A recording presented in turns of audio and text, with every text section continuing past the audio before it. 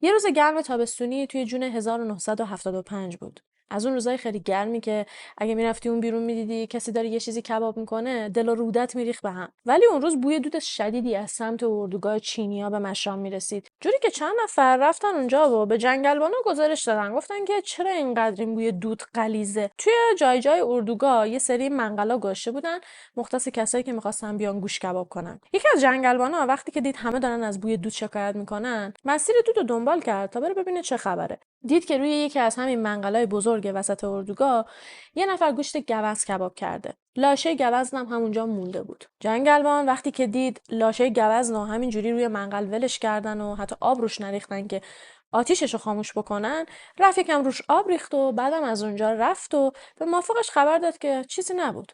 جسد یه دونه گوز بود.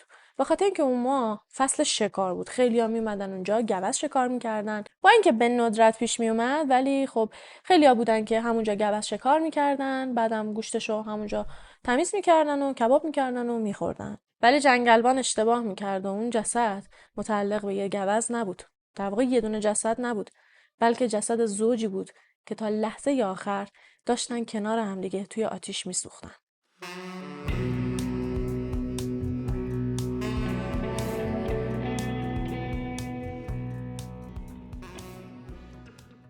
جیم و نایومی تو سال 1944 با هم دیگه ازدواج کردن. نایومی اون موقع 19 سالش بود و جیم هم 28. متاسفانه نایومی از توی یه خونه سرتاسر غم و اندوه و بیماری و ناراحتی اومده بود. از زمانی که نایومی 2 سالش بود، مادرش رو از این آسایشگاه به اون آسایشگاه میبردن و بستریش میکردن.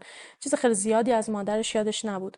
ولی موقعی که 11 سالش شد، یهو اومدن بهش خبر دادن همون مادری که چند وقت یه بار فقط میتونستی ببینیش الان دیگه از دنیا رفته. از اون موقع به بعد بود که دنیای نایومی دگرگون شد. مادر نایومی موقعی که فوت میکنه اسکیزوفرنی خیلی حادی داشته. 30 سال بیشتر هم نداشته. خیلی ها میگن به احتمال خیلی زیاد خودکشی کرده. علت فوتش رو ما نمیدونیم، اما اگه 30 سالش بوده و تا این حد هم بیمار بوده، بعید نیست که به خاطر خودکشی جون خودش رو از دست داده باشه. ولی جیم کاملا برعکس نایومی بود. از یه خانواده خیلی عادی و البته فوق‌العاده ثروتمند میومد. پدر مادرش اختلاف سنی خیلی زیادی با هم داشتن. یعنی باباه تو سال 1944 که جیم و نایومی ازدواج میکنن 75 سالش بود. وقتی هم که این ازدواج کردن یه چند ماه بعد به خاطر کولت سن و بیماری از دنیا میره.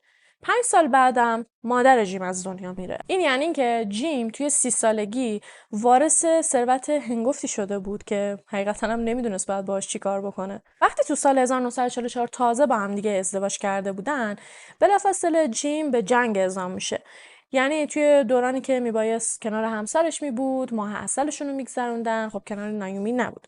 بعد از اینکه جنگ تموم میشه برمیگرده و زندگیش رو با نوعروسش شروع میکنه. جیم آدم خیلی ماجراجویی بود، دوست داشت همه چی رو تجربه کنه، اما نایومی به خاطر عقبه‌ای که داشت کلاً آدم گوشه‌گیر و افسرده‌ای بود.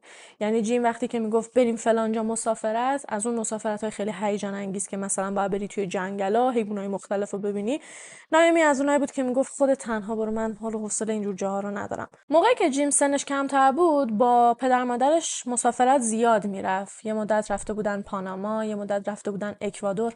برای همین تقریبا زبون اسپانیایی رو بلد بود.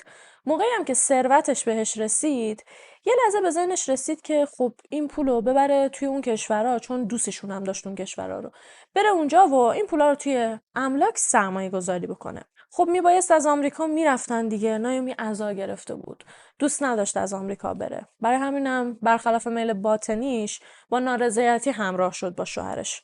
اولش رفتن پاناما، یه مدت اونجا بودن، توی املاک جیم سرمایه گذاری کرده بود.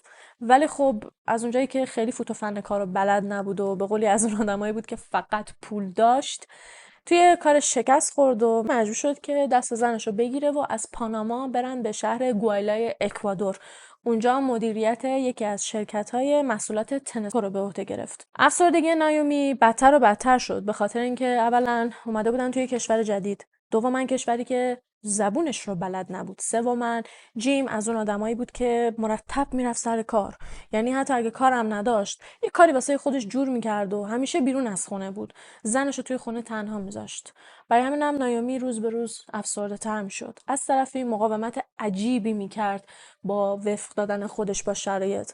هرچی جیم بهش میگفت که برو بیرون، برو برای خودت دوست پیدا کن، اصلا بهش میگفت که بیا زبون بهت یاد بدم، نایومی میگفت که نه. وقتی هم که میرفت توی فروشگاه‌ها سعی میکرد به هر شکلی که هست به زور با انگلیسی صحبت کردن منظورش رو به فروشنده‌ها برسونه. بعد خودش از دید خودش احساس میکرد که مردمی که اونجا هستن انگلیسی حرف زدن اینو که میبینن مسخرش میکنن، ولی واقعا اینطوری نبود. توی جایی مثل اکوادور اگه یه آمریکایی ببینن اصلا چیز بی‌کلاسی نیست. ولی نایومی متاسفانه ذهنش یه جورایی متوهم بود و همیشه فکر میکرد که همه باهاش لجن، همه میخوان مسخرش بکنن و هیچ تمایلی نداشت که یه دوستی چیزی واسه خودش پیدا بکنه. به خاطر اینکه مادرش هم به اسکیزوفرنی مبتلا بود و هم به پارانویا و خب احتمالش خیلی زیاده که این بیماری ها به بچه هم انتقال پیدا کنه و طی مرور زمان ثابت شد که نایومی هم دقیقاً همون مشکلی رو داره که مادرش داشت. ولی برعکس جیم آدم اجتماعی بود و توی سر کار، توی باشگاه، توی پارک، هر جایی که میرفت واسه خودش دوست پیدا میکرد. نایومی شده بود یه آدم گوشه‌گیر که فقط توی خونه مینشست. از طرفی وسواس خیلی شدیدی داشت. یه سری داشت خونه رو تمیز میکرد. جیم هر کاری که میخواست توی خونه انجام بده، نایومی با وسواس بالا سرش مینشست که یه وقت خونه رو کثیف نکنه. جیم هم تا حدودی این شرایطو که میدید کم کم از خونه فراری شد. حقیقتاً جایی گفته نشده که جیم به نایومی خیانت میکرده، اصلاً و ابداً هیچ جا گفته نشده.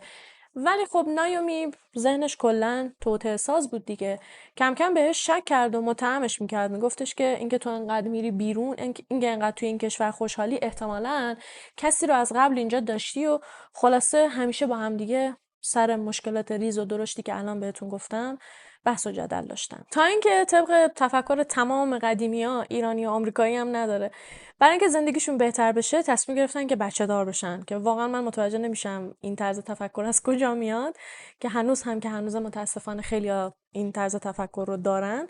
انگار با خودشون میگن که خب تنهایی یکم حوصله سربر این بدبختی‌ها رو تحمل کنیم، بذار یکی دیگه هم بیاد در کنار هم دیگه فیض ببریم. برای همین هم تصمیم میگیرن که بچه دار بشن، ولی هر چقدر تلاش کردن متاسفانه مشکل داشتن و به قولی بچه‌شون نمیتونستن بچه دار بشن، تا اینکه تصمیم میگیرن که یه بچه به فرزندی بگیرن. آدم پولدارا آشنا ماشنا زیاد دارن همه جا، یعنی تو پول داشته باش به همه چی میتونی برسی. جیم هم دوست و رفیق زیاد داشت، چه توی اکوادور چه توی آمریکا. تا اینکه یکی از دوستاشون بهشون خبر داد که اگر که میخواید یه بچه‌ای به فرزندی بگیرید، یه موردی توی آمریکا هست که میتونید بیاید. خوبیش اینه که دختر قراره چند روز دیگه زایمان بکنه، میتونید قشنگ از همون بدو تولد بچه رو وردارید و با خودتون ببرید. حالا قضیه اون بچه چی بود؟ این دوستای جیم یه زوجی بودن که توی ویرجینیای غربی زندگی میکردن. یه خانواده خیلی سرشناس و آبرومند و ثروتمند. دخترشون با یه ملوان خارجی دوست شده بود. ملوان مال حوزه اسکاندیناوی بود، اصلا مسافر بود اونجا، میخواست یه مدت بعد که کارش تموم شد از اونجا بره. ولی خب توی مدتی که با هم دوست بودن اون دختر خانم باردار شده بود. اون ملوان هم میخواست آمریکا رو ترک کنه و برگرده بره کشور خودش، بچه رو کلاً گردن نگرفت.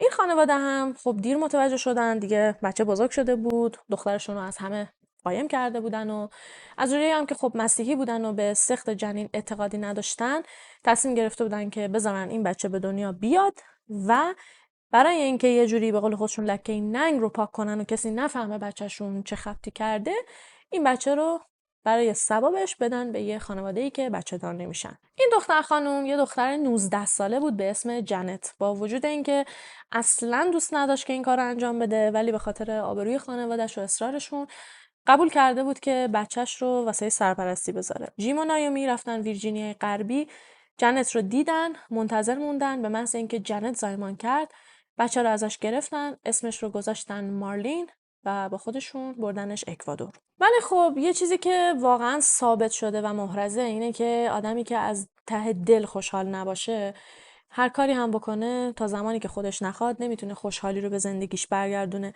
یعنی با وجود اینکه نایومی خیلی واسه این بچه ذوق میکرد، اولش و خوشحال بود از اینکه قرار مادر بشه، ولی اومدن بچه نه تنها خوشحال ترش نکرد بلکه حالش رو بدتر کرد.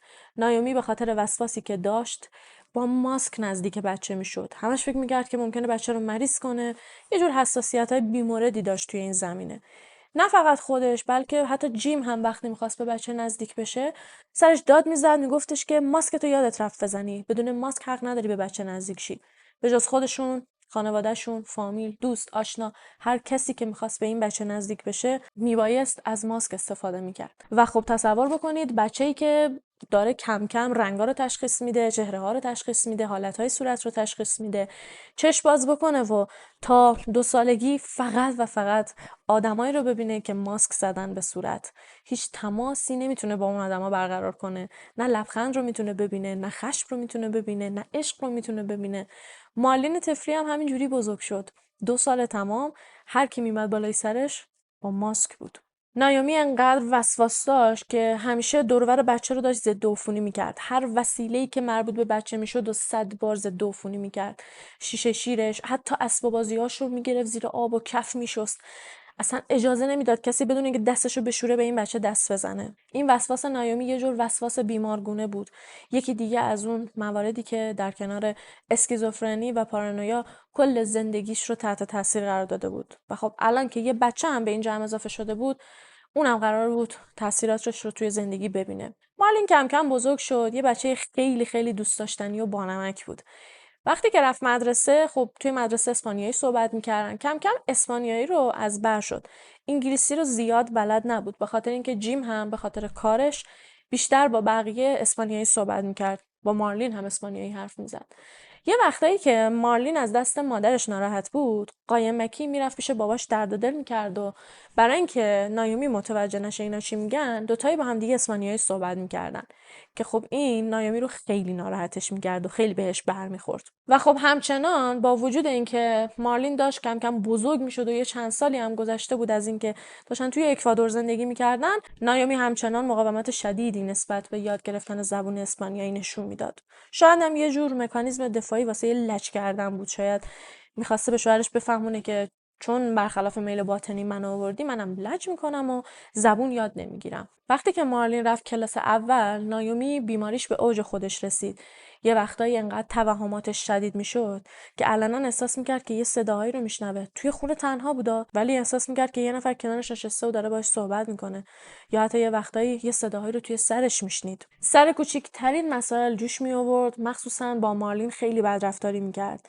کم کم به خاطر آروم کردن خودش به الکل رو آورد. از اونجایی که جیم آدم خیلی اجتماعی بود، مرتب با دوستاش رفت و آمد میکرد. یه وقتایی دوستاش با همسراشون میومدن خونه اونا. انقدر که نایومی از اینا دوری میکرد و کلا حال نمیکرد با کسی، وقتی مهمون میومد خونهشون میرفت توی اتاق درو میبست، انگار نه انگار که زن اون خونه است و الان باید از مهمونا پذیرایی کنه. و مارلین 8 9 ساله جایگزین مادره میشد، چون هم آبرو نمیبرد، هم خوب صحبت میکرد، هم اسپانیایی بلد بود.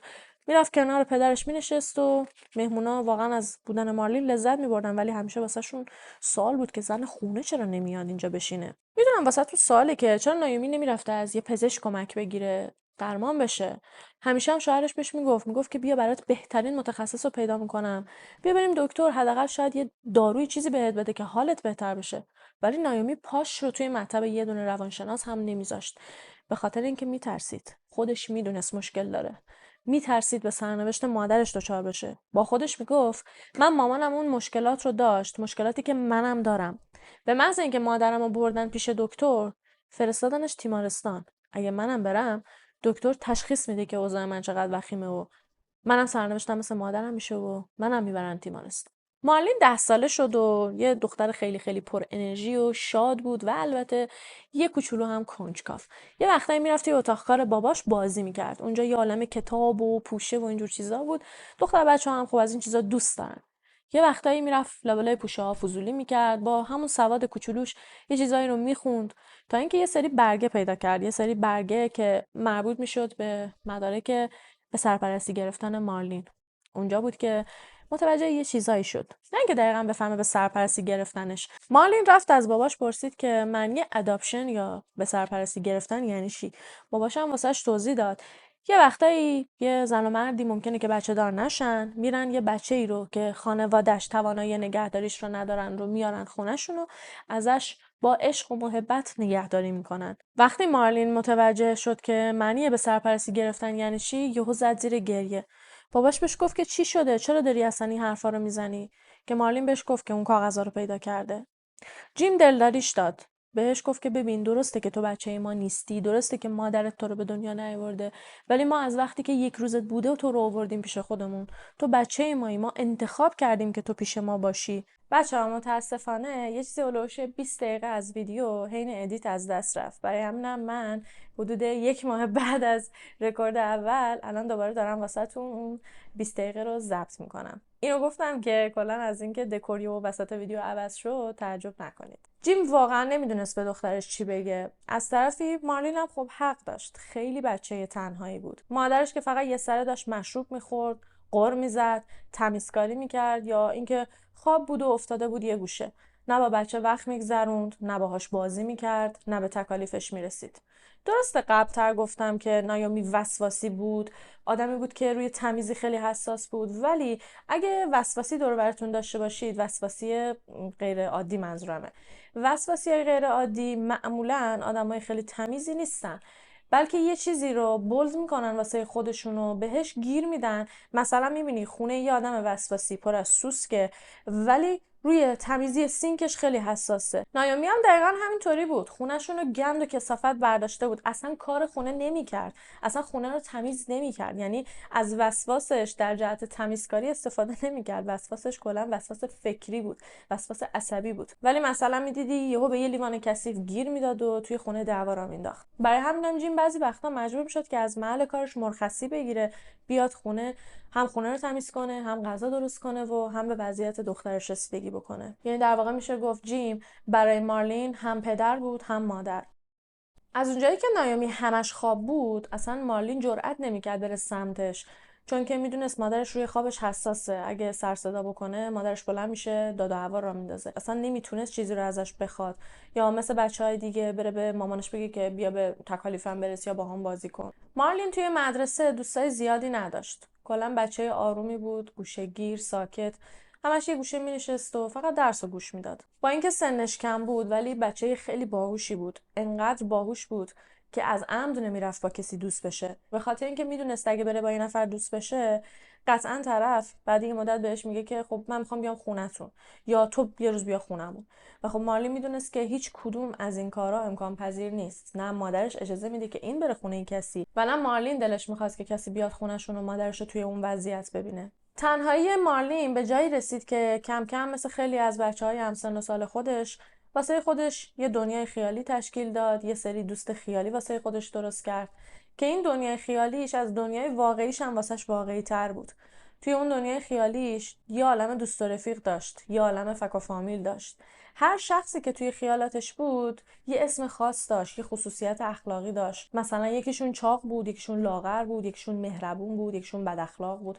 بعد سناریو کلا درست میکرد توی ذهنش، با این دوستاش بازی میکرد، یه وقتایی باهاشون قهر میکرد، یه وقتایی باهاشون مینشست تکالیفش رو انجام میداد، هر چیزی که از مادرش انتظار داشت واسش انجام بده و خب مادرش واسش انجام نمیداد و توی خیالاتش به کمک دوستاش انجام میداد. که این خیلی منو یاد انیمیشن کورالاین میندازه. هرچی بیشتر از مادرش فاصله میگرفت، از اون طرف روز به روز بیشتر به پدرش دل میبست و وابستش میشد.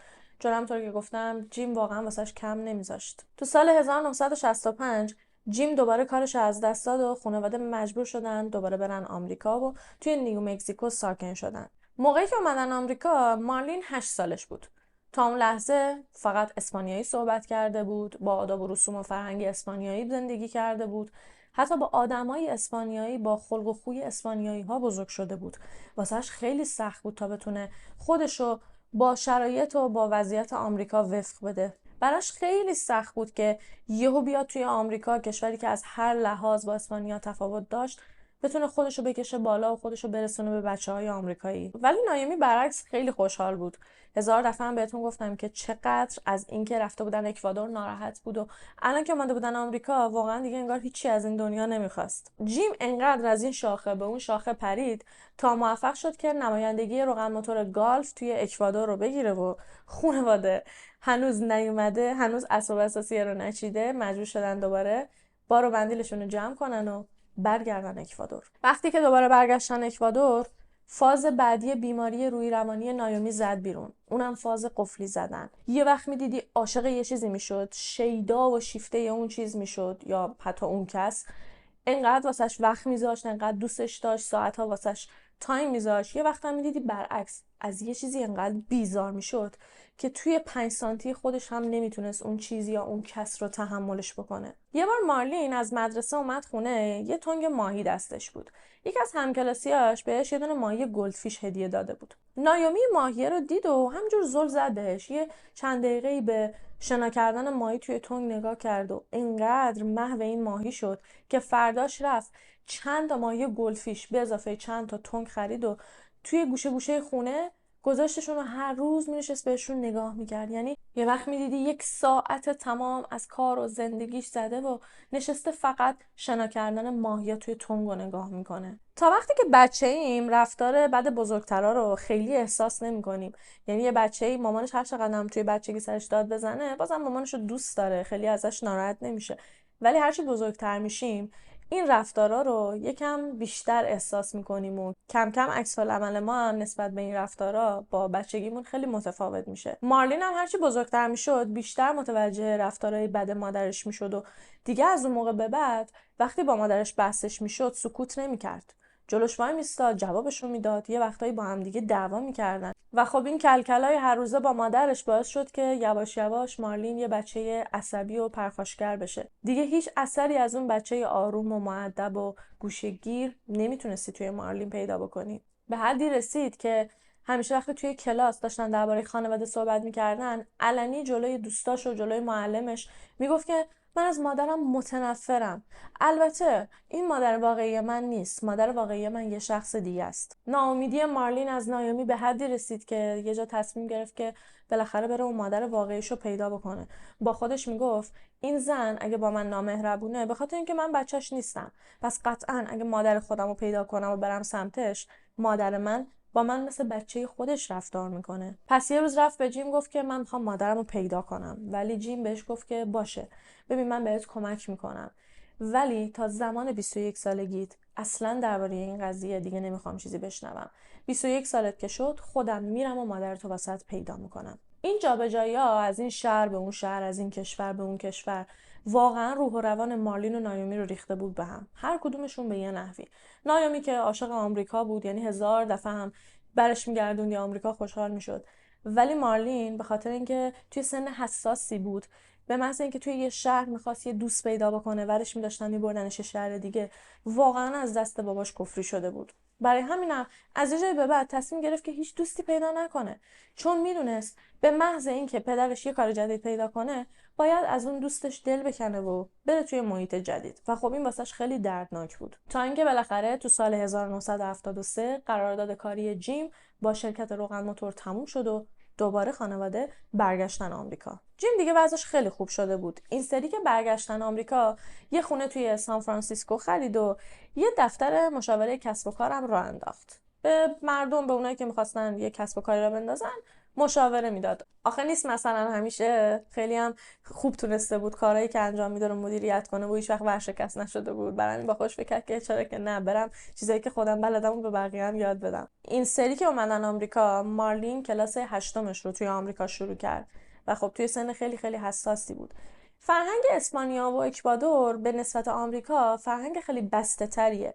نمیگم آمریکایی‌ها ولنگ و وازن، ولی توی اسپانیا خب مردم اون آزادی که توی آمریکا هست رو به اون شدت ندارن. نوجوانا یکم محتاط‌ترن، یکم بیشتر حواسشون رو جمع میکنن. مارلین هم وقتی همکلاسیاشو میدید از رفتاراشون، از لباس پوشیدنشون و از کاراشون خیلی تعجب میکرد. فکرشو بکنید، محیط جدید، آدمای جدید، مادر عصبی و روانپریش، پدری که معتاد کار کردن بود و همش سر کار بود، همه اینا دست به دست هم داد و از مارلین یه آدم پرخاشگر و افسرده و عصبی ساخت. وقتی اکوادور بودن، جیم یه وقتایی میومد خونه، مرخصی میگرفت میومد خونه با دخترش وقت میگذرون.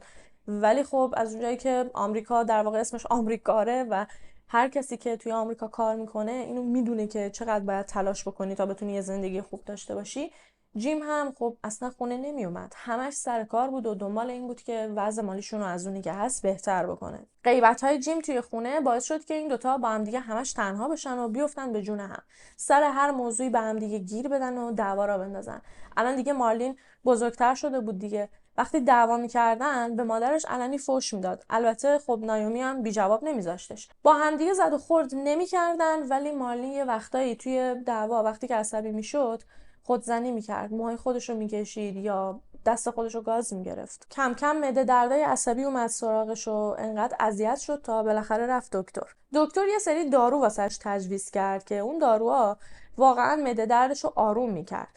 یعنی فکر نمی‌کنم مثل فاموتیدین بوده باشه، چون گفته شده که توشون نارکوتیک هم بوده. برای همینم مارلین هر موقع حتی از نظر روحی روانی هم به هم میریخت، یه دونه از این قرصا مینداخت بالا و قشنگ شاد میشد. کم کم شروع کرد به سوء استفاده کردن از اون قرصا و به بهونه معده درد میرفت این قرصا رو تهیه میکرد و مرتب میخورد و بهشون اعتیاد پیدا کرد. بعد از قرص با سیگار آشنا شد، بعد از سیگار با ماریجوانا آشنا شد و بعد از ماریجوانا هم با LSD. مارلین دیگه کلا عوض شده بود، معتاد شده بود به قرص و مواد مخدر و مشروب و کم کم با پسرها آشنا شد، کم کم با بعضی از دخترای بعد مدرسه دوست شد، از همینایی که خیلی بی‌پروا درباره روابط جنسیشون صحبت میکنن، مرتب در حال پارتی رفتنن، مشروب میخورن. کلا یه اکیپی بودن واسه خودشون، میرفتن پشت مدرسه میشستن ماریجوانا میکشیدن میخندیدن، توی توهماتشون واسه هم شروع میکردن به لاف زدن. مارلین هم جزو لافزنای قهار جمع بود. وقتی که توهم میزد به دوستاش میگفت که آره من جادوگرم، من رفتم دوره جادوگری دیدم، میتونم طلسم واسهتون درست کنم. و خب کنتور که نمیندازه دیگه، دوستاش هم همفاز خودش بودن، اونا هم هر کدوم یه خالی میبستن و دور هم دیگه خلاصه خیلی فیض میبردن و کیف میکردن. مارلینی که توی بچگی ترجیح میداد که هیچ دوستی پیدا نکنه و اصلا حتی نمیتونست، یعنی اگر میخواست هم نمیتونست دوستی پیدا بکنه، الان کلی رفیق دارش بود که خب همطور که گفتم همچین هم آدمای درست حسابی نبودن. اما مارلین یه جورایی از همشون زد جلو، به خاطر اینکه یواش یواش روابط جنسیشو شروع کرد و اصلا دوست پسر و اینا نداشت. با هر پسری که میدید حتی شده واسه یه شب رابطه جنسی داشت. یعنی رابطه های یه شب این مارلین زبان زد خاص و عام شده بود بین بچه ها، جوری که وقتی به گوش والدینشون رسید حتی مادر پدرای همون بچه بدا هم دوست نداشتن مارلین با بچهشون بگرده. مارلین وقتایی که توهم میزد با دوستاش با هم دیگه خالی میبستن، بهشون میگفت که من توی یه سری فیلم‌های مثبت 18 بازی کردم. البته هیچ مدرکی وجود نداره که نشون بده مارلین واقعا توی همچین فیلمایی بازی کرده، ولی با توجه به اینکه به درخواست رابطه جنسی هیچ پسری نه نمیگفت، میشه گفت که شاید هم راست گفته. ولی گل سرسبد خلاف‌ها و کارهای ممنوعی که مارلین دوست داشت سرقت کردن بود. مارلین عاشق این بود که بره توی یه فروشگاه یه جنسی رو که خوشش میاد و بدزده. یه وقتایی هم از جیب پدر مادرش پول میدزدید. با وجود اینکه چیزی واسش کم نمیذاشتن، جیم واقعا هواشو داشت، اما دزدی واسه مارلین از جنبه نیاز نبود، از جنبه هیجان بود. اصلا اون هیجان و اون حس استرسی که فکر کرد الان یه وقت میان میگیرنش رو خیلی دوست داشت. تا بالاخره یه روز موقع دزدی دستگیرش کردن. چون سنش کم بود زنگ زدن به والدینش، یکم باهاش صحبت کردن و بعد اجازه دادن که بره خونه. اما از اون موقع به بعد رفتار نایمی باهاش از اون چیزی که بود بدتر هم شد. اینو دست گرفته بود و هر چیزی که میشد میکوبید توی سرش که خاک تو سرت، تو دزدی، تو فاحشه‌ای، تو هر شب میری با یه نفر میخوابی. مارلین هم از اون طرف خب باش لج میکرد، اصلا جوابشو میداد، یا حتی بعضی وقتا میدونست که فلان کار بیشتر عصبیش میکنه همون کار رو از عمد انجام میداد. مثلا وقتایی که لباس تنگ و کوتاه میپوشید و میدید که نایومی عصبی میشه، از عمد هر روز میرفت همون لباسا رو میپوشید. هر موقع دلش میخواست میرفت، هر موقع دلش میخواست میومد. یه شبایی هم که اصلا کلا خونه نمیومد. تا اینکه یه روز موقعی که یه لباس خیلی ناجوری پوشیده بود و نیمه های شب میخواست از خونه بزنه بره بیرون، نایومی دیدش. بهش گفتش که میدونی من تعجب نمیکنم از اینکه تو چرا اینجوری شدی. خب تو بچه من نیستی. اگه بچه من بودی خیلی ذاتت پاکتر و نجیبتر از این بود. تو لنگه ننه خرابتی. بعدش یه حرکت خیلی عجیب میزنه که من اگه تمام قد بودم بهتر میتونستم اداشو واسهتون در بیارم. اما خب توصیفش کنم خیلی بهتره، چون واقعا اصلا رومم نمیشه که انجامش بدم. میاد جلوی مارلین وای میسه یهو، بعد کل لباساشو اصلنش در میاره، جور دست به کمر میشه، اینطور یه قری میده، بعد میگه که ننه خرابت این شکلی بود. بعدم دستاشو میذاره زیر سینه‌هاشو میگیره بالا میاره، میگه که ببین تو هم عین ننه خرابتی، اونم دقیقاً هیکلش همین شکلی بود. این حرکتی که نایومی انجام میده و نسبتش میده به مادر بیولوژیکی مارلین دیگه انگار میخ آخری بود که کوبید. مارلین به معنای واقعی دیگه ازش متنفر شد و دیگه اصلا نمیخواست ببینتش. جیم این وسط گیر کرده بود. وقتی که این دوتا با هم دیگه دعوا میکردن یه وقتایی خب طرف اینو میگرفت، یه وقتایی طرف اونو میگرفت، اما بیشتر طرف زنش بود. خب به هر حال زنش زن بزرگی بود دیگه. بیشتر وقتا هم مارلین بود که یه شری را مینداخت، چون خیلی لجبازی میکرد. هر موقع هم که جیم طرف زنش رو میگرفت مارلین حسابی از دستش کفری میشد و ازش متنفر میشد. کم کم رفتارش با پدرش هم بد شد و حتی یه بار به باباش تهمت زد که رفته دوستای ساقی مارلین رو لو داده، که جیم میگفت بابا مثلا نمیدونم دوستای تو کیان، چه برسه به اینکه بخوام من لوشون بدم. ولی مارلین گوش نمیداد و میگفت که من میدونم تو میخواستی از من انتقام بگیری، حال منو بگیری، برای همین رفتی دوستای منو لو دادی. کم کم دوستاش درباره یه مخدر جدید به اسم اسید باهاش صحبت کردن که خب البته خیلی‌ها میگن اسید و LSD یکی هن. حالا شاید هم منظور همون دفعه اولیه که بهش LSD رو پیشنهاد کردن. به هر حال بهش اسید رو پیشنهاد کردن و خیلی تعریف کردن، گفتن وای فازش اصلا جداست و حال میکنی و اصلا ماریجوانا چیه. و مارلین هم که خب هیچ ترسی نداشت از اینکه مواد مخدر جدید رو تست بکنه، شدیداً راغب شده بود که این یکی رو هم امتحان بکنه. تا بالاخره روز موعود فرا رسید و مارلین تصمیم گرفت که از یه ساقی محلی به اسم چاک رایلی که 19 سالش بود و قبلا توی همین دبیرستان درس میخوند اسید بخره. چاک ترک تحصیل کرده بود و بعد از اینکه از مدرسه رفته بود مشغول به کار شده بود. هیچ وقت بیکار نمونده بود. یه مدت پیک موتوری شده بود، یه مدت راننده، یه مدت توی پیتزا فروشی کار کرده بود و یه مدت هم توی کارخونه بسته‌بندی انجام میداد. اما تمام اینا شغلای دومش بودن. شغل اول و شغل ثابتش همیشه همون ساقی بودن بود و معمولا هم میومد به هم دبیرستان قدیمیش سر میزد، چون به هر حال دوستاشو میشناخت دیگه، میدونست غریبه بینشون نیست که یه وقت واسش درد سر بشه. میومد به دوستاش مواد میفروخت. درسته که ساقی بود و ساقی ها اصلا آدم های خوبی نیستن، ولی توی توصیف چاک دوستاش گفتن که پسر خیلی خوب و مهربون و مؤدبی بوده. حالا علت ترک تحصیل کردنش چی بوده؟ متاسفانه 2 تا دلیل داشته. یک اینکه خب بهره هوشی پایینی داشته، یعنی واقعا گیرایش پایین بوده و درس‌ها رو متوجه نمی‌شده. یکی هم اینکه شدیداً چاق بوده. یعنی زمان دبیرستان یه پسر 16-17 ساله 125 کیلو بوده، جوری که دوستاش خیلی مسخرش میکردن. توی مدرسه بولی میشده. بعضیا بهش میگفتن چاقالو، بعضیا میگفتن تخت سنگ، بعضیا بهش میگفتن خرس.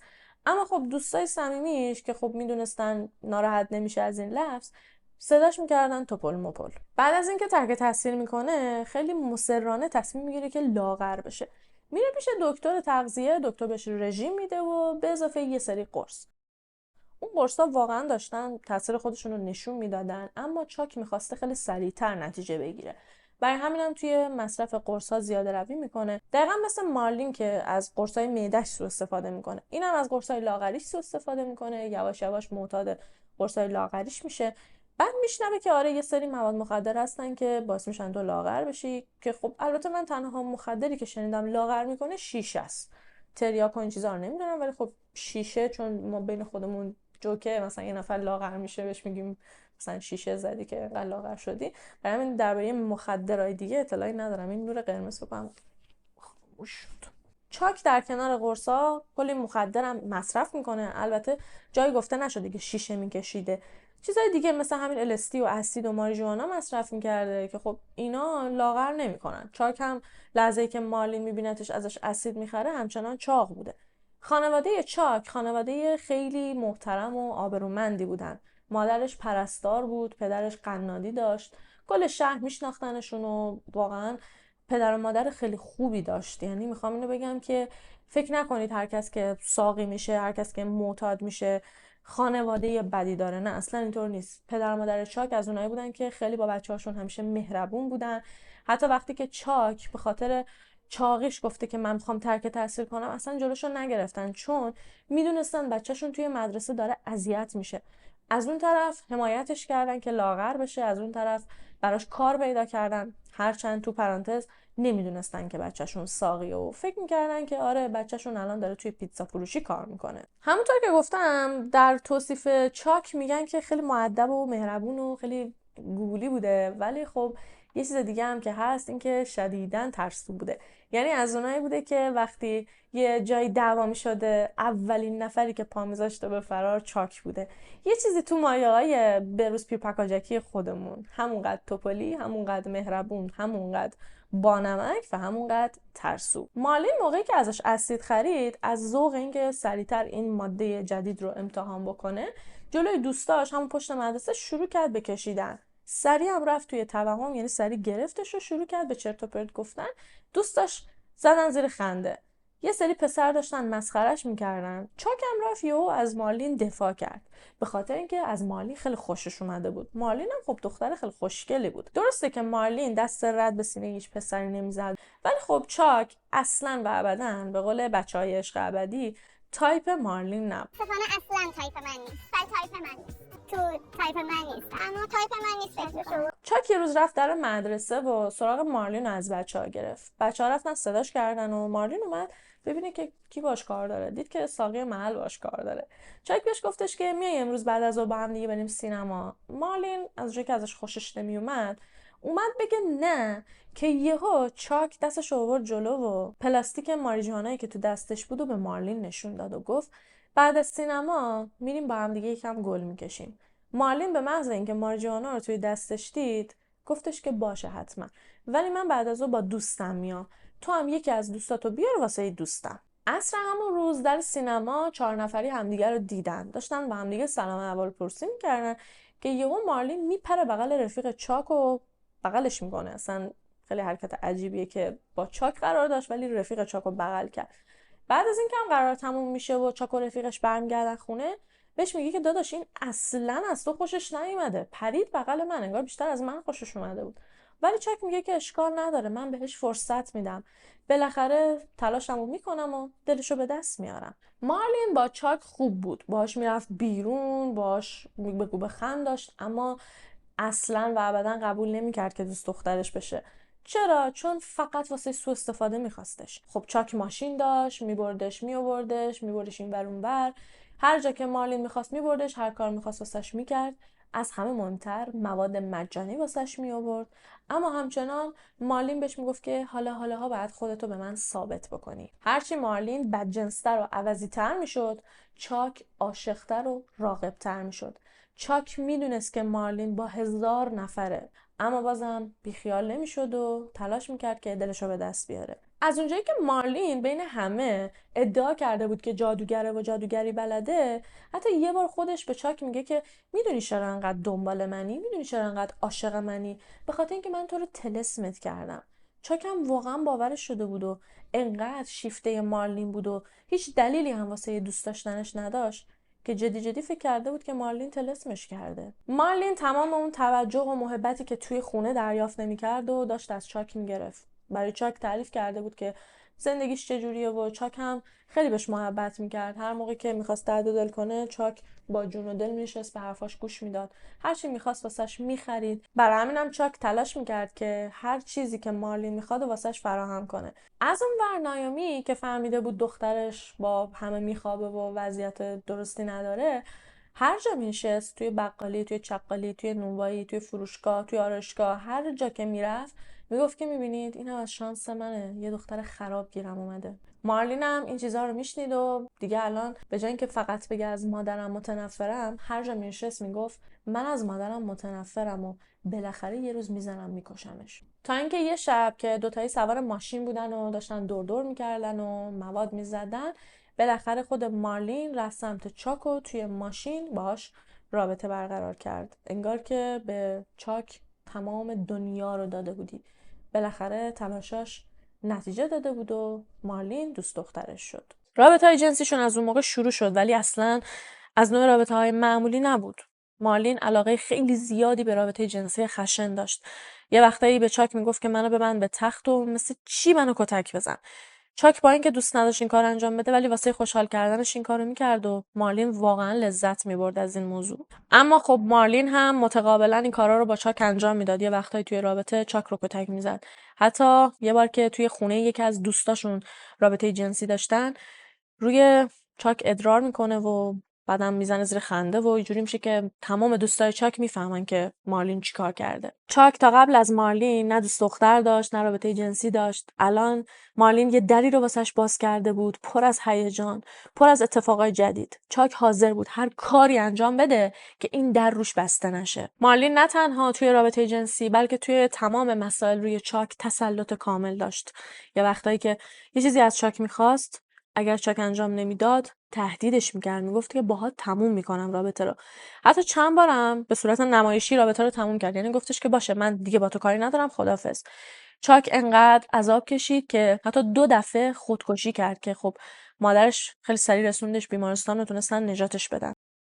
تا اینکه یه بار مارلین بهش یه دستبند میده، خودش میبندتش دور دست چاک و بهش میگه که من این دستبندو یه جوری طلسم کردم، یه وردی روش خوندم، اگر که دستبند روی دستت بود و احساس کردی که دستت داره مورمور میشه، بدون که من خیلی بهت احتیاج دارم و باید خودتو به من برسونی. بعد خب تلقین چیز خیلی مهمیه واقعا، یعنی ثابت شده که تو اگر به یه چیزی عمیقاً باور داشته باشی اتفاق میفته. از جایی هم که چاک واقعا باور کرده بود که مارلین طلسمش کرده، با اینکه اون دستبند یه دستبند معمولی بود، اصلا طلسم چیزی نبود، ولی هر بار که روی دستش بود ناخودآگاه احساس میکرد که دستش داره مورمور میشه. و خب از اونجایی که 20 جاری داشت حس میکرد دستش مورمور میشه، در نتیجه 20 جاری میرفت پیش مارلین. مارلین یه وقتایی یه چیزایی رو میخواست، توی فروشگاهی میدید یه لباسی چیزی، چاک خب بچه پولدار نبود، خیلی هم پول در نمیآورد با اینکه ساقی بود، یه چیزی رو میدید دوست داشت، به چاک میگفت که برو اینو برام بدزد. میرفت انتخاب میکرد، چاک هم میرفت واسش میدزدید. یاد یکی از آشناهامون افتادم، یه خانمی بود که از یه مغازه‌های میرفت یه چیزایی کش میرفت، بعد به شوخی خودش یه وقتایی به بچه‌هاش وقتی که میگفتن فلان چیزو میخوایم، بعد خانم مشهدی بود میگفت که فلان چیزو میخوای، بعد بچه‌هاش میگفتن آره، میگفت مدزدم برات. اینم همینطوری بود. کافی بود که یه چیزی رو بخواد مارلین، چاک هم سری میرفت و میدزدید واسش. یه وقتایی هم دوتایی با هم میرفتن میدزدیدن. بعد این دوتا نادون انقدر که به خودشون قره شده بودن که خیلی حرفه‌ای دزدی میکنن، توی یه روز خاص از یه فروشگاه میرن دزدی میکنن. یعنی صبح میرن از اون فروشگاه دزدی میکنن و انقدر بهشون میچسته که بعد از ظهر میرن همونجا. تابلو میشن دیگه. برای همینم نگهبان فروشگاه خیلی زود میگیرتشون. حالا این چیزایی که میدزدیدن چیا بودن؟ لباس، اکسسوری، عطر، رتکلون، حتی یه وقتایی خوراکی، سیگار، فرقی نداشت هرچی. یه بار توی یه ماه به اندازه $6000 از فروشگاه‌های مختلف دزدی کردن. $6000 که به معادل پول امروزی میشه $30000. پول کمی نبود واقعا. کلا اصلا رابطه این دوتا همش همین بود. هر روز خدا رابطه جنسی. هر روز مواد کشیدن، مشروب خوردن، دزدی کردن، داد و فریادای مارلین واسه خواسته هاشو، بلا قربان گفتنای چاک. موقعی که واسه دزدی دستگیرشون کردن، از جایی که چاک 20 سالش بود فرستادنش زندان، ولی خب مارلین زیر سن قانونی بود و موقتا فرستادنش کانون اصلاح تربیت. بعدم به والدینش زنگ زدن که بیان. موقعی که دادگاهشون برگزار شده بود، مارلین توی دادگاه به معنای واقعی گریه می‌کرد و ناراحت بود. واقعا ناراحت بود. برای قاضی توضیح داد که من زندگی خیلی سختی دارم، مادرم اصلا منو دوست نداره، من توی خونه اصلا مهر و محبتی نمیبینم. بعد رو کرد سمت نایومی و همطور که گریه میکرد بهش گفتش که من واقعا آرزومه که رابطم با تو خوب بشه. تو رو خدا بیا با هم دیگه رابطمون رو خوب کنیم. ولی نایومی در جوابش گفتش که حنات دیگه پیش من هیچ رنگی نداره. من اصلا نمیتونم به تو اعتماد کنم. از این که تو بچه منی به معنای واقعی شرمم میاد. گریه های مارلین توی دادگاه انقدر شدید بود که واقعا دل سنگو هم آب میکرد. افسر پلیسی که توی فروشگاه دستگیرش کرده بود تو تمام این مدت پیگیر کاراش بود. موقعی که فهمید نایومی توی دادگاه اونجوری رفتار کرده، انقدر دلش واسه مارلین سوخت که از قاضی خواهش کرد فعلا مارلین رو توی کانون نگهش دارن، فعلا نفرستنش خونه، چون میتونستن اجازه بدن بره خونه. گفتش که فعلا بیاین نگرش داریم، بریم خونه زندگیشون رو ببینیم، مادرش خیلی مشکوکه، ما احساس میکنیم که مادرش آزارش میده. ولی خب مارلین خودش نمیخواست که این اتفاق بیفته. زنگ زد به مادر پدرش و ازشون خواست که بیان دنبالش. جیم هم رفت دنبالش و بردش خونه. تا قبل این قضایا جیم از چاک خیلی خوشش میومد. معتقد بود که چاک پسر خیلی مؤدبیه. البته نمیدونست که چاک ساقیه. ولی خب همونطور که بهتون گفتم چاک بچه بدی نبود. وقتی جیم دیده بودش دوستش داشت، باش اوکی بود. اما الان که فهمیده بود دختر پاک و معصوم و بیگناهش رو برده دزدی، خیلی ازش بدش اومد. بعدش هم هر جور بخوای حساب کنی، طبق قوانینی که توی آمریکا هست، توی فرهنگشون، چاک 4 سال از این دختر بزرگتر بود. این دختر زیر سن قانونی بود و چاک برای این بچه بزرگسال به حساب می اومد. موقعی که دادگاه تموم شد و مارلین رو آورد خونه، بهش گفتش که تا آخر عمرت اجازه نداری این پسر رو ببینی، دیگه حق نداری باهاش بری بیرون. ولی خب ما میدونیم که این روش هیچ وقت جواب نمیده. وقتی که به بچت اینطوری بگی، حتی اگه واقعا اون شخص آدم درستی هم نباشه و به صلاح بچت باشه که باش نگرده، انگار که بدتر داری مخشو قلقلک میدی تا باهات لج بکنه. همینم شد. مارلین با وجود اینکه باباش منعش کرده بود از دیدن چاک، ولی قایمکی چاک رو میدید. تازه رابطهشون روز به روز هم داشت نسبت به قبل نزدیک و نزدیکتر میشد. چاک چند بار اومد در خونهشون، به جیم میخواست توضیح بده، میخواست ازش عذرخواهی کنه، ولی جیم اصلا راش نمیداد. دفعه آخرم بهش گفتش که اگه یه بار دیگه بیای در خونه من، باور کن که میکشمت. مارلین قایمکی رابطش با چاک رو ادامه داد و روز به روز هم اخلاقش بدتر و بدتر میشد، تا اینکه تابستون 1975 رسید و جیم و نایومی بهش گفتن که کم کم آماده باش، تابستون که تموم بشه قراره بفرستیمت مدرسه شبانه روزی. و خب مدارس شبانه روزی هم خیابون بغلی نیستن دیگه، معمولا یا توی یه شهر دیگه یا توی کشور دیگه، و قرار هم بود که مارلین رو بفرستنش یه کشور دیگه. وقتی که این خبر رو بهش دادن، از اون چیزی که بود هم عصبانی‌تر و خشمگین‌تر شد. به چاک گفتش که پدر مادرم همچین تصمیمی واسم گرفتن و میخوان بعد از تابستون منو بفرستن یه کشور دیگه واسه ادامه تحصیل. بعدم هر جا نشست دیگه فقط نمیگفت که میخوام مادرمو بکشم، میگفت که یه روزی بالاخره هم مادرمو میکشم هم پدرمو. همیشه این جملات رو جلوی چاک هم تکرار میکرد، ولی خب چاک خیلی اعتنا نمیکرد. اما وقتی که فهمید قرار مارلین رو بفرستن مدرسه شبانه روزی، دیگه کم کم داشت به این فکر میکرد که باید یه کاری انجام بده. مارلینی که توی خونه دست به سیاه‌سفید نمیزد و لیوانش رو جابجا نمیکرد، یه روز رفت توی آشپزخونه و شروع کرد درست کردن یه سوپ خوشمزه. سوپی که تموم شد، ریخت توی کاسه و برد واسه نایومی. نایومی یه نگاهی کرد به سوپ، بوی سوپ حقیقتا خیلی خوب بود. قاشقش رو یکم توی سوپ چرخوند و بعدم بشقابو پس زد و گفتش که نمیخورم. مالین بهش گفتش که یعنی این کارو چیه میکنی؟ من رفتم این همه با عشق واسط سوپ درست کردم، من میخوام باهات آشتی کنم. که نایمی بهش گفتش که ببین خودتی، من درسته که مریضم ولی احمق نیستم. فکر کردی نمیدونم توش سم ریختی؟ مارلین گفتش که نه، تو چرا انقدر متوهمی؟ من سم نریختم. ولی خب هر چقدر که مارلین اصرار کرد، نایمی لب به اون سوپ نزد و خب درست فکر کرده بود. مارلین واقعا توی اون سوپ سم ریخته بود و میخواست مادرش رو بکشه. 21 ژوئن 1975 از صبحی که از خواب بیدار شدن دعواشون شروع شد. همینطور این میگفت اون میگفت، اون میگفت این میگفت. یکیشون از بالای پله‌ها داشت فحش میداد، اون یکی پایین پله‌ها روی کاناپه دراز به دراز مست و پاتیل افتاده بود و به هر شکلی که بود جواب فحشای دخترش رو میداد و همینطور داشتن به هم دیگه میگفتن تا اینکه مارلین رفت تلفن رو برداشت. زنگ زد به چاک. گفتش که ببین دیگه وقتش رسیده که این هرزه رو بزنیم نفلش بکنیم. چاک خونه دوستش بود. مارلین زنگ زده بود خونه دوست چاک که این حرفا رو بهش بزنه. قبل از اینکه هم تلفن جواب بده تا خرخره الستی زده بود با دوستش. موقعی که این حرفا رو شنید حقیقتا رفت توی فکر. چاک یه دونه اسلحه کالیبر 22 هم داشت که مارلین هم اینو میدونست. باشه تلفن بهش گفت که بلند شو بیا اینجا، اسلحه‌ت هم با خودت بیار. اگر اسلحه‌تو با خودت نیاری تا آخر عمرت دیگه منو نمیبینی. این اولین باری نبود که مارلین تهدید میکرد که باهات تموم میکنم، ولی خب هر بار بلوف میزد دیگه. دوباره برمیگشت با چاک. اما این بار که این حرفا رو زد، چاک خیلی رفت توی فکر، چون همش داشت به مدرسه شبانه روزی فکر میکرد. با خودش فکر میکرد نکنه واقعا عشقشو ازش بگیرن و بفرستنش یه جای دور. دوستای چاک که پیشش بودن اونجا همگی با هم دیگه دست جمعی الستی زده بودن، یادشونه که چاک پشت تلفن داشت سعی میکرد مارلین رو آروم کنه، ولی وقتی که دید مارلین آروم نمیشه بهش گفتش که برو یه چیزی وردار، انقدر بزنش تا نفلشه، یه جوری بزنش که تا حالا تو عمرت کسی رو نزدی. بعدم پشت تلفن با هم دیگه یکم بحث کردن درباره اینکه چجوری نایومی رو بکشنش. یکیشون گفت بیا بهش سم بدیم، اون یکی گفت بیا با چکش انقدر بزنیم تو سرش تا بمیره. تا بالاخره تصمیم بر این شد که چاک اسلحه‌شو برداره بره جلوی در خونه پشت بوت‌ها قایم بشه. نایومی از اونجایی که نمیخواست جیم کشته بشه، جیم رو برداره ببره با خودش خرید، یه 2-3 ساعتی رو وقت تلف بکنه تا چاک بره داخل و کلک نایومی رو بکنه. قبل اینکه هم خونه رو ترک کنن، در رو واسه چاک باز بذاره، قفلش نکنه. چاک نعشه و عاشق اسلحه‌شو برداشت و ساعت 2 ظهر رسید در خونه نایومی و جیم و مارلین. مارلین پدرش رو برد خرید. دیگه خونه امن بود. از اونجایی هم که خب نایومی همیشه مست و پاتیل بود، طبق معمول رفته بود توی اتاقش خوابیده بود. چون چاک داشت نگاه میکرد و دید خونه ساکته. ولی خب حقیقتا میترسید بره داخل.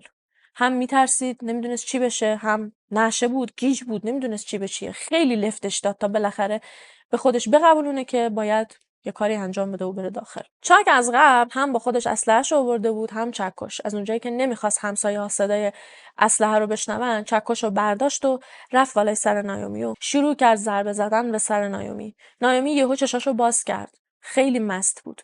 نمیتونست اصلا حرف بزنه، نمیتونست جیغ بزنه، ولی داشت تقلا میکرد که چاک رو از خودش دور کنه. چاک انقدر ضربه زد تا اون قسمت تیز چکش توی ابروی نایومی گیر کرد و چاک هر کاری میکرد نمیتونست درش بیاره. چاک همونطور که داشت زور میزد که چکش رو از توی سر نایومی در بیاره، یهو اسلحه‌اش از توی جیبش در اومد، افتاد روی زمین.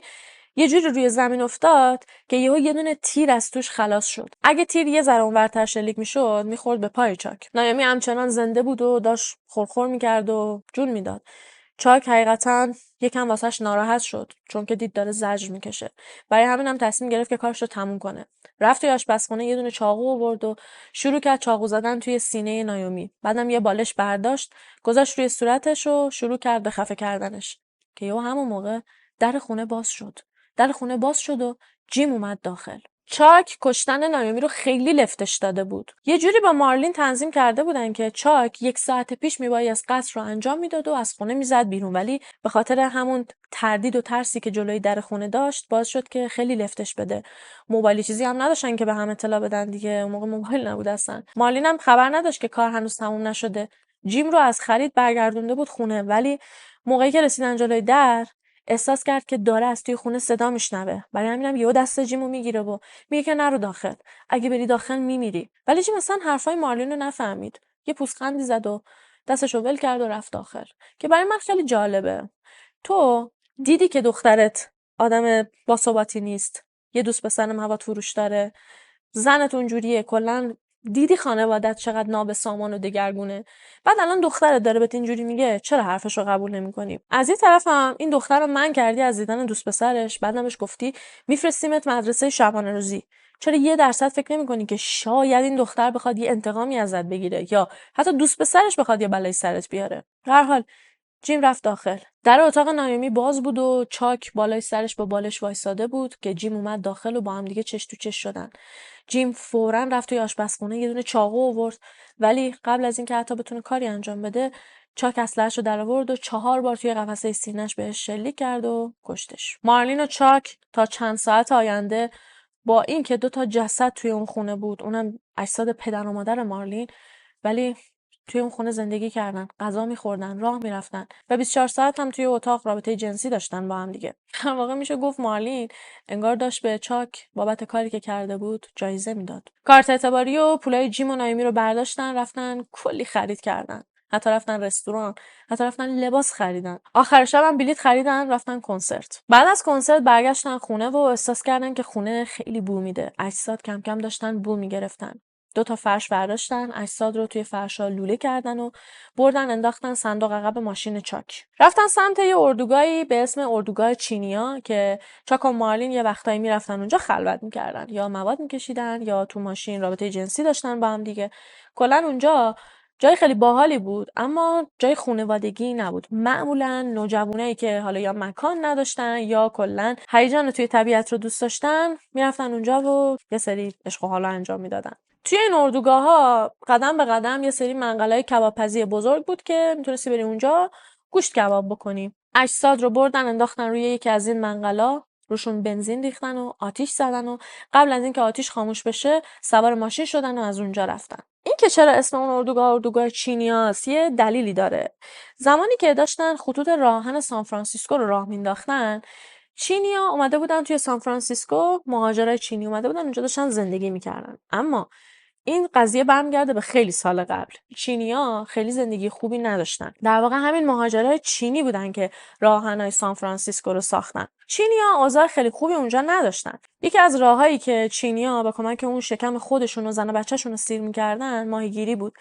اونجایی هم که میرفتن ماهیگیری در واقع همین اردوگاهی بود که الان بهش میگن اردوگاه چینیا. انقدر چینیا اونجا تردد میکردن و میرفتن ماهی میگرفتن که یواش یواش اسم اونجا شد اردوگاه چینیا. نوجوانایی که قتل انجام میدن، مخصوصا نوجوانای چتمغز، نوجوانای معتاد و مخصوصا نوجوانایی که پدر و مادر خودشون رو میکشن، علاقه خیلی زیادی دارن که برن درباره این موضوع با بقیه دوستاشون صحبت کنن. یه جورایی احساس میکنن که با انجام دادن این کار خیلی جلوی چشم دوستاشون آدمای خفنی جلوه میکنن. این دوتا هم میرن خونه یکی از دوستاشون به اسم دایانا و همه چی رو براشون تعریف میکنن. یواش یواش هم به جز دایانا به خیلی دیگه از دوستاشون هم میگن. تلفن رو برداشته بودن، داشتن به همه زنگ می‌زدن که سلام چطوری، ما پدر مادر مارلین رو کشتیم. بعد چاک یه توجیهی هم می آورد که ما مجبور بودیم این کارو بکنیم، ما که نمیخواستیم این کارو بکنیم، ولی اونا نامردا داشتن مارلین رو میفرستادن یه کشور دیگه واسه ادامه تحصیل. من نمیخواستم عشقمو ازم دور کنن و مجبور شدیم که این کارو انجام بدیم. بعد از دایانا خواستن که اگه احیانا پلیس اومد سراغش بگه که توی تمام این مدت مارلین و چاک پیش اون بودن. دایانا هم قبول کرد. بعد از اونجا 3 نفری رفتن خونه مارلین، اونجا رو تمیز کردن. البته خونه به اون بزرگی رو تمیز نکردن، فقط و فقط جایی که خون ریخته بود، یعنی اتاق خواب نایومی رو تمیز کردن. یعنی فکرشو بکنید کل خونه کثیف، یه عالمه آشغال توی خونه، ظرفای نشسته، خونه مثل کله جن. بعد اتاق نایومی تر و تمیز و اتو کشیده، قشنگ مثل این میمونه که کل یه دیوار خونی باشه و تو فقط بری انقدرش رو تمیز بکنی. وقتی که خونه رو تمیز کردن یهو با خودشون گفتن که نکنه جسدا نسوخته باشن.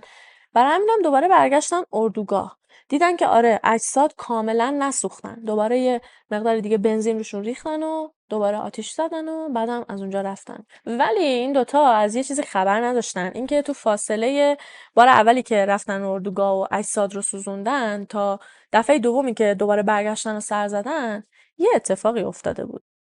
مردمی که از اونجا رد می‌شدن به جنگلبانا گزارش داده بودن که ظاهراً یه چیزی رو توی اردوگاه آتیش زدن، چون هوا اونقدر گرم بود که معمولاً کسی نمیرفت اونجا گوشت کباب کنه.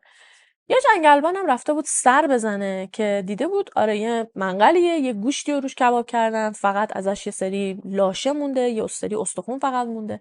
انقدر که اجساد ناجور سوخته بود که جنگلبان اصلا متوجه نشد که اونا در واقع جسد دوتا آدمه. فکر کرده بود که لاشه یه دونه گوزنه و بعد که دیده بود هنوز نسوخته اتفاقا خودش یه مقداری روش آب ریخته بود که آتیشش رو خاموش کنه و بعدم از اونجا رفته بود. مارلین و چاک تا چند روز آینده توی خونه خیلی خوش و خرم زندگی کردن. از اون طرف شریکای جیم خیلی نگرانش شده بودن. فکرشو بکنید جیمی که معتاد کار کردن بود و حتی روزای تعطیل هم میرفت سر کار، الان چند روز بود که هیچ خبری ازش نبود. هر کسی باشه خب نگران میشه، مخصوصا اینکه جدیداً جابجایی داشتن، قرار بود دفتر رو جابجا کنن و خیلی درگیر بودن. ولی همکارای جیم اصلا نمیتونستن پیداش کنن تا اینکه بالاخره یکی از همکاراش انقدر نگران شد که رفت در خونش، همینطور اطراف خونه رو نگاه کرد، در زد، زنگ زد، ولی هیچ خبری نبود. بعد از پنجره ها توی خونه رو نگاه کرد، سالن خونه رو دید که خونه چقدر کثیف و نامرتبه. با خودش گفت که قطعاً یه دزدی چیزی زده به خونه‌شون، برای همینم فوری زنگ زد به پلیس. پلیس موقعی که اومد در خونه دیدن که هیچکس خونه نیست. انتظار داشتن اگر که جیم خونه نباشه مارلین حداقل خونه باشه یا حتی نایومی خونه باشه، ولی هیچکی توی خونه نبود. بعد از اونجایی که خب شرایط اضطراری بود رفتن توی خونه به خاطر اینکه همه نگران جیم بودن. توی خونه رو همجور داشتن میگشتن و خب اولین چیزی که توجهشون رو جلب کرد همون اتاق فوق تمیز بود. ولی خب ما الان یه سری چیزا رو میدونیم، پلیس هیچ داده و اطلاعاتی نداشت دیگه. در کنار جیم الان نگران نایومی و مارلین هم شده بودن. برای همینم یه یادداشت توی خونه گذاشتن واسه مارلین، گفتن که اگه احیانا مدرسه‌ای، اگه خونه اقوام هستی، اگه یادداشت ما رو دیدی فوراً بیا اداره پلیس و خودتو نشون بده، ما باهات کار داریم. شب قبل چاک و مارلین رفته بودن خونه دایانا. شب تا صبح داشتن رویا پردازی میکردن. با خودشون میگفتن که خب الان که دیگه همه چی تموم شده، یه چند روز بعد مارلین بره گزارش مفقودی والدینش رو بده. بعد که دیگه کارا انجام شد، کاغذبازی‌ها انجام شد، مشخص شد که خب الان مادر پدر مارلین از دنیا رفتن، قطعا یه بیمه عمری هم به مارلین قراره برسه دیگه. بعد اون پولو بگیرن و دوتایی با هم دیگه برن اکوادور رو خوش و خرم زندگی بکنن، به همین راحتی و به همین سادگی. مارلین وقتی که برگشت خونه یادداشت رو دید و رفت پیش پلیس. بهشون گفتش که پدر مادرم واسه تعطیلات آخر هفته رفتن دریاچه تاهو. منم این چند روز خونه دوستم دایانا بودم، اگر که بخواید میتونید برید ازش بپرسید. و خب از قبلا با دایانا هماهنگ کرده بودن دیگه. پلیسا رفتن سراغ دایانا و باهاش صحبت کردن. دایانا اولش تایید کرد که آره این دوتا پیش من بودن. خب دایانا همه چی رو میدونست، داشت واقعا واسه دوستاش کاور میکرد همه چی رو، ولی پلیسا کارشون رو بلدن. یه جوری باهاش صحبت کردن و یه جوری حالیش کردن که اگر احیانا 1% داری واسهشون لاپوشونی میکنی، بعد جوری قراره چوب توی آستینت بره، پیش خودش فکر کرد که واقعا ارزششو نداره که بخواد واسه 2 تا آدم بیخود لاپوشونی بکنه. برای همین هم بهشون همه چی رو گفت. حتی گفتش که جسدا رو بردن و توی اردوگاه چینیا سوزوندن.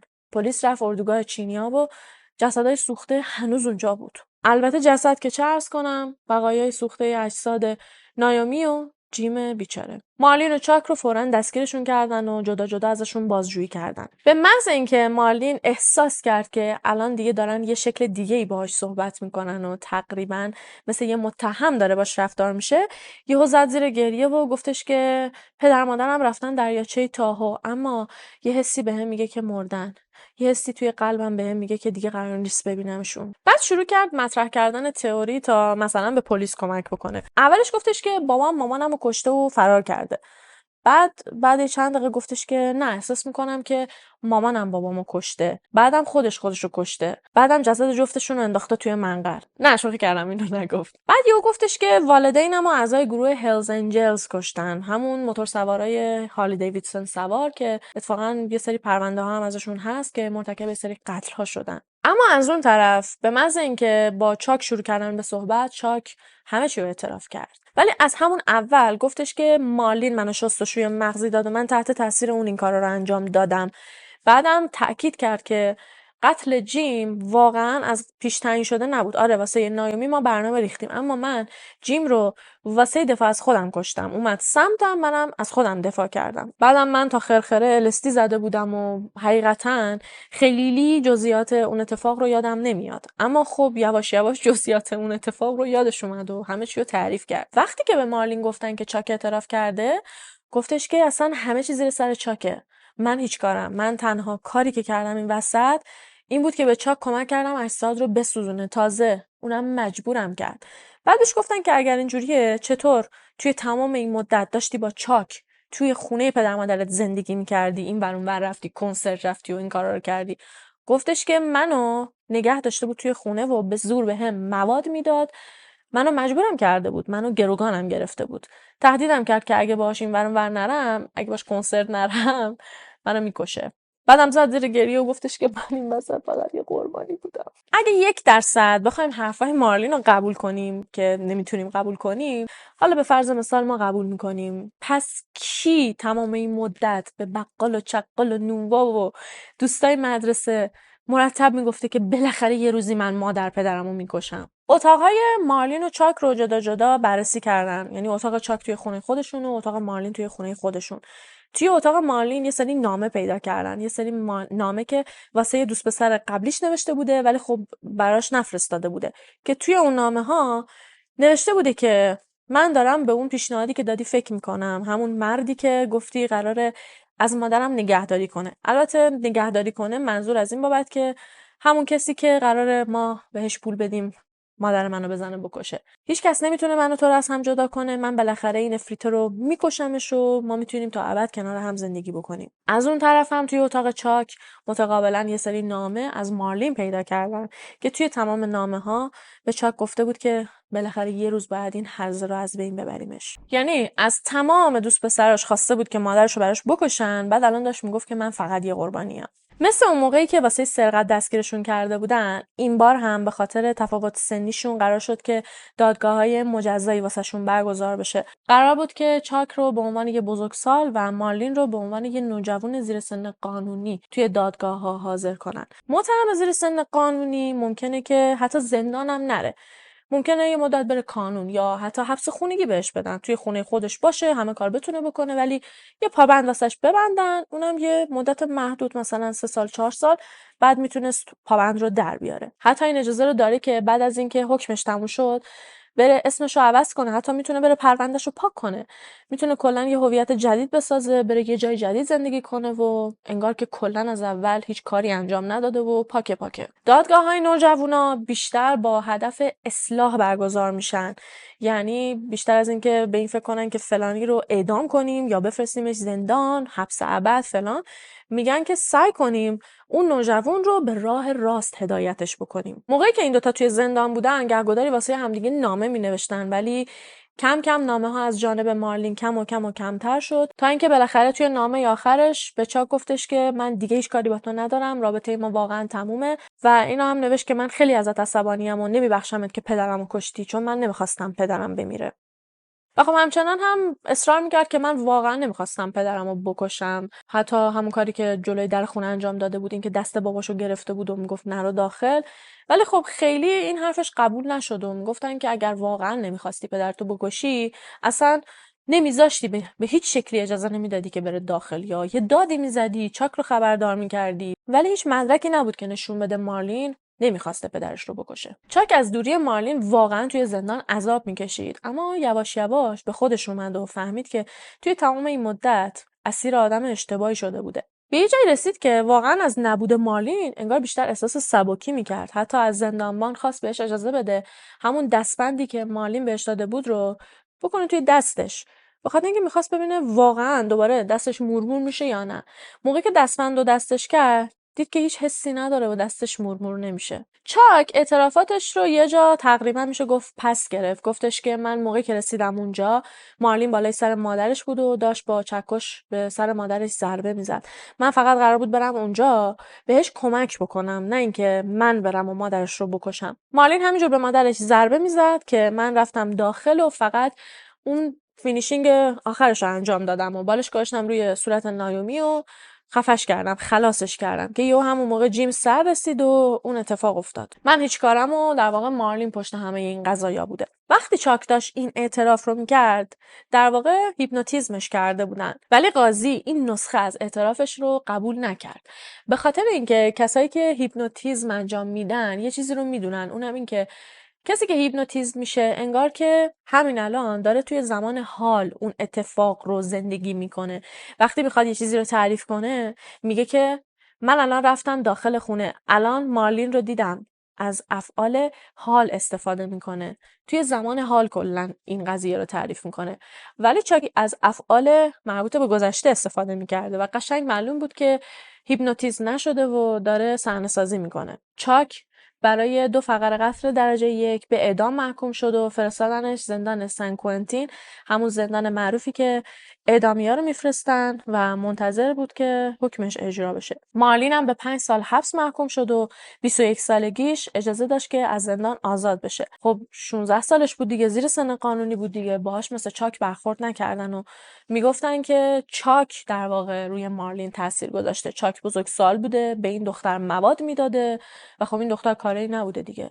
اما در واقع خب هر جور بخوای حساب کنی، مغز متفکر کل ماجرا مارلین بود. چند سال بعد به این نتیجه رسیدن که حکم چاک حقیقتا زیاده، برای همین هم حکم اعدامش رو به حبس ابد با امکان درخواست آزادی مشروط بعد از 7 سال تغییر دادن، که خب یه جورایی میشه گفت از اون ور بوم افتادن. از اون طرف حکم به اون سنگینی دادن، بعد از این طرف درخواست آزادی مشروطش رو بعد از 7 سال گذاشتن، که این 7 سال کم بود، باید حداقل 15 سال یا 20 سال میذاشتن. مارلین اختنگ 2 ماه مونده بود که محکومیتش تموم بشه که فرار کرد رفت نیویورک.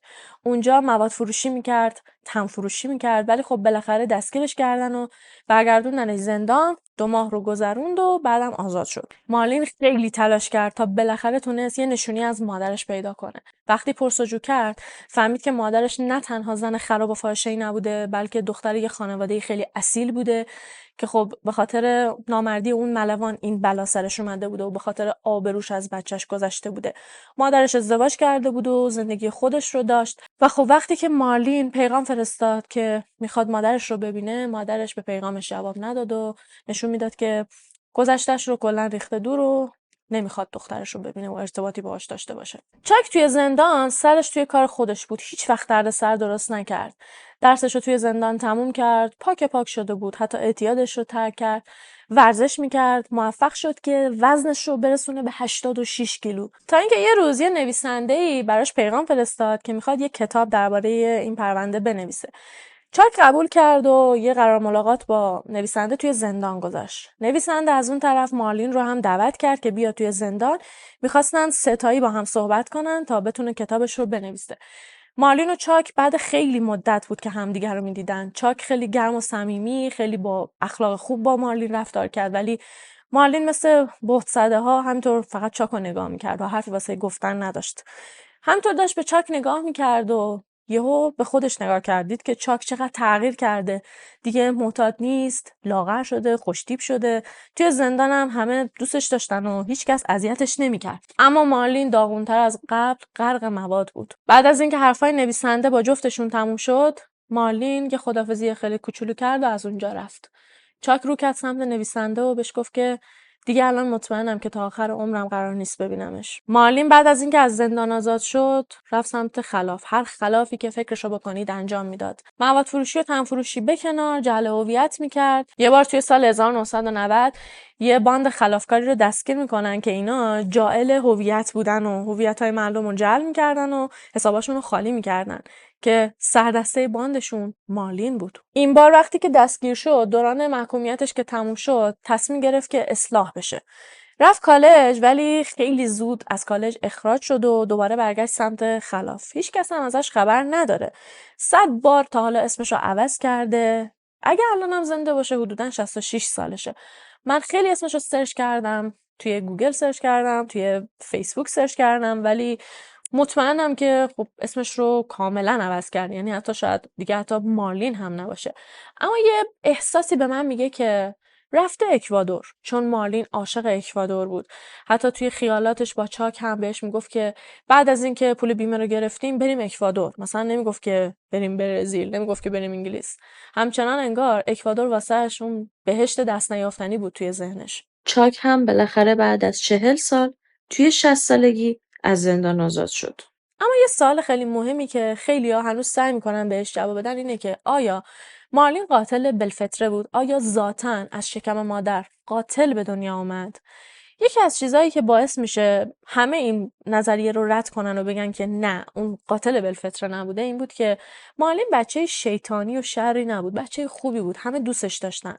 خیلی‌ها میگن اون ماسک زدن‌ها یکی از دلایلی بود که باعث شد مارلین نتونه با مادرش هیچ وقت ارتباط بگیره، چون توی اون سن طلایی، توی 1 سالگی که بچه بیشترین انس رو با مادرش میگیره، مارلین حتی چهره مادرش رو هم نمیتونست پشت اون ماسک ببینه. از طرفی بیماری مادرش، از طرفی پدری که همیشه مشغول به کار بود، همه اینا دست به دست هم داد و متاسفانه مهاجرت توی سن به اون حساسی 14 سال تمام مارلین توی اکوادور اسپانیایی حرف زد، اسپانیایی زندگی کرد، اسپانیایی لباس پوشید. بعد یهو اون شکلی با اون همه تراما، با اون همه مشکلات، بدون اینکه مشکلات کوچیکش حتی حل شده باشه، یهو آوردنش توی آمریکا. انگاری که یهو افسار پاره کرد. یه سوال دیگه همین که آیا مادرش رو خودش کشت؟ یعنی اون حرفی که چاک تحت هیپنوتیزم زده بود آیا درسته؟ خیلی هم میگن ممکنه این هم باشه. به خاطر اینکه ضرباتش چکش انقدری شدید بود که چکش گیر کرد توی سر مادرش.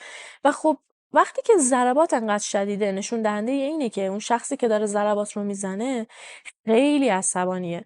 چاک مسلماً اونقدری عصبانی نبوده از نایومی. از طرفی از صبحش با مادرش دعواش شروع شده بود. بعدم پشت تلفن چاک بهش گفته بود که برو یه جوری بزنش که تا حالا هیچ کس رو نزدی. اصلا ممکنه که همون موقع تلفن رو قطع کرده و رفته شروع کرده با چکش مادرش رو زدن و چاک واقعا فقط به قصد کمک کردن بهش رفته توی خونه. و خب اینکه چکش توی سر نایومی گیر کرد شاید دلیلش همین باشه، اینکه یه دختر لاغر ظریف داشته این ضربات رو میزده و انقدر تسلط نداشته که چکش گیر کرده توی سر مادرش. از طرفی چاک اسلحه داشت، میتونست وقتی که رفت داخل به نایومی شلیک بکنه. چرا بخواد این همه دردسر به خودش بده، چکش بزنه، بعد بره چاقو برداره، بعد بالش بذاره روی صورتش؟ و اینکه هیچ جا ذکر نشده که لحظه‌ای که تمام این اتفاقا داشته میافتاده مارلین کجا بوده. چون خودتونم اگه دقت کرده باشید، من لحظه‌ای که داشتم صحنه قتل رو واسهتون تعریف می‌کردم اسمی از مارلین نیاوردم. چاک داشت نایومی رو میکشت، جیم چاک رو دید رفت سمتش، بعد چاک به جیم شلیک کرد، ولی معلوم نیست که تو اون چند لحظه، توی اون چند دقیقه مارلین کجا بوده. و سوال آخر این که اصلا چرا باباش آورد خونه؟ میتونست اصلا کلا یه کاری بکنه که چندین ساعت با باباش بیرون بمونه، اما از طرفی هم شاید خیالش راحت بوده که دیگه چاک کارو تموم کرده. اما خیلی‌ها میگن که همون اتفاقی که چاک وقتی هیپنوتیزم شده بوده در واقع خود واقعیته، اینکه مارلین مادرش رو کشته و چاک فقط بهش کمک کرده. اینم از پرونده خانواده آلف. امیدوارم که جیم و نایومی روحشون توی آرامش باشه. مرسی که این ویدیو رو هم تا آخر تماشا کردین. شبتون بخیر و تا ویدیوی بعدی فعلا خدا نگهدار.